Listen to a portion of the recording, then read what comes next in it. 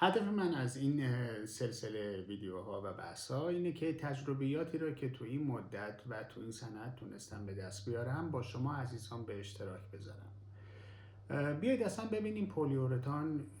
تاریخچش به کی برمیگرده و چی هست. پولیورتان در سال 1937 توسط اوتو بایر آلمانی کشف شد که حاصل واکنشی بین یک جزء به نام پولیول، جزء دیگر به نام ایزوسیانات در حضور کاتالیزورها بود. در واقع این کشف انقلاب بزرگی در زندگی بشر بود، چرا که با توجه به محصولی که حاصل شد